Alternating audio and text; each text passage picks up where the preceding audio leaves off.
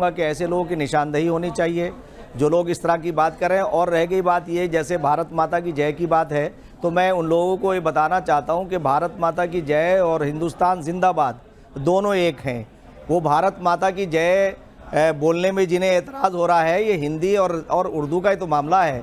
हिंदुस्तान जिंदाबाद,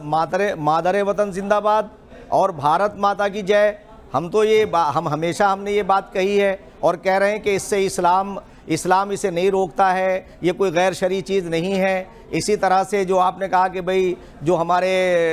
जो लोग हैं मस्जिदों में, मैंने आपसे पहले ये कहा कि वालिदैन की ये जिम्मेदारी है कि अपने बच्चों को, इससे पहले जो मदरसों में बताया था, आपने पूछा था, मदरसों में जाना ज़रूरी नहीं है और ना ही हर बच्चा मदरसे में जाता है। इतना उसे एजुकेशन दी जाती है जिससे वो एजुकेशन जो धार्मिक है ना, वो भी ये है कि ताकि उसे दूसरों का एहतराम करना, दूसरे धर्मों का सम्मान करना उसे सिखाया जाए। यानी इतना जिससे कि उसे लीगल और इल्लीगल, इसी तरह से जायज़ और नाजायज़ चीज़ें मालूम हो जाए, इतना इल्म उसे सिखाया जाता है, सामाजिक, दीनी, इसे आप सामाजिक कह लें, दीनी कह लें, जिससे कि वो रोज़मर्रा जिन लोगों के साथ रहता है उनके साथ उसके रवाबित अच्छे हों। और ख़ुद हज़रत मोहम्मद सल्लल्लाहु अलैहि वसल्लम ने कहा कि तुम अपने पड़ोसियों के साथ कैसे रहोगे, तुम अपने हमसाओं के साथ कैसे रहोगे, तुम अपने परिवार के साथ कैसे रहोगे। अब अगर उनका आचरण इसके मुताबिक नहीं है तो, और वो कोई ऐसे असामाजिक काम कर रहे हैं,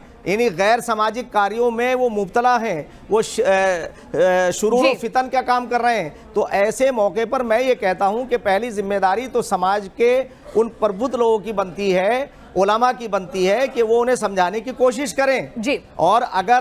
अगर वो नहीं समझते हैं और ऐसा कोई काम करते हैं और वो अपने आप को मुफ्ती भी कहते हैं, वो अपने आप को धर्मगुरु भी कहते हैं या अपने आप को रिफॉर्मर भी कहते हैं, तो उनके बारे में मैं समझता हूं कि जो कानून है उसे काम करना चाहिए। इसलिए कि हमारा जो कानून है वो तमाम धर्मों से ऊपर है और सारे धर्म जो हैं उस कानून की बिना पर, यानी संविधान की बिना पे ही उन्हें प्रोटेक्शन मिलता है। तो फिर संविधान को अपना काम करना चाहिए। और उसके बाद मैं ये समझता हूं कि जैसे आपने ये कहा कि राष्ट्रगान की बात भी आई थी, आप ही के नेशनल किसी न्यूज नेशंस पे हमने कहा था कि राष्ट्रीय गान को सबको गाना चाहिए, हम सब गाते हैं। तो मैं तो ये कहना चाहूँगा कि इस वक्त जो सबसे बड़ी प्रॉब्लम मुसलमानों के सामने वो ये है कि हमें अपने जितनी हमारे ऑर्गेनाइजेशन है उनके अंदर ट्रांसपेरेंसी होनी चाहिए और सरकार को भी इसका संज्ञान जरूर लेना चाहिए कि आखिर कहां से